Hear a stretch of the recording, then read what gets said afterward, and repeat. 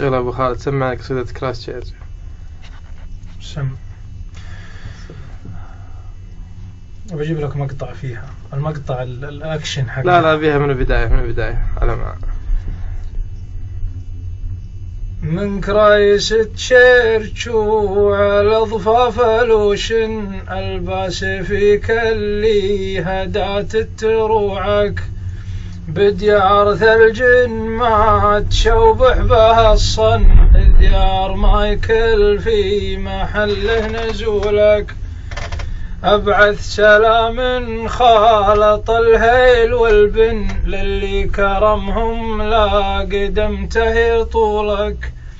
أهلي بدار المصطفى والجبل حن، واللي حواليهم كرام طرولك، وللشيخ بن هندي سلام مثمن، ينصاك يا ابن الجود ويحوم حولك،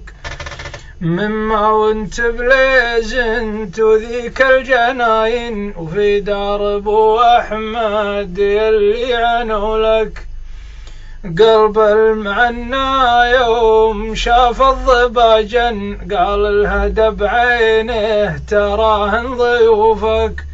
يا بنت يا شقرة على الهون يا هن، روفي على اللي ساحرات عيونك،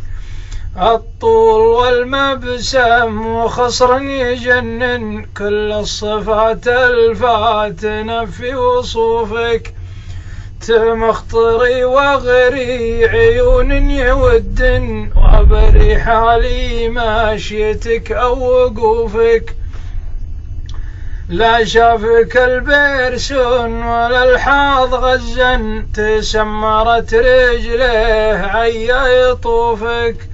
مطت شفايفها ويوم ابلج السن، قلته عليك الله يلعذ بدوبك، من قبل اشوفك ما عرف واي من ون، واليوم كل التايهات بحروفك، وكني كذا سجيت من قبل مفطن، واليد رايفر صاح يا هيه دورك، عاريو قلت عاريو من مي، وقال لي اجل من عاريو درنك، قلت اقطع الله ظنونك، ما ببلا لكن فتني حلاهن، ودرنك انا ما غير بن يشوقك، شفي هذيك اللي خويات عقفا،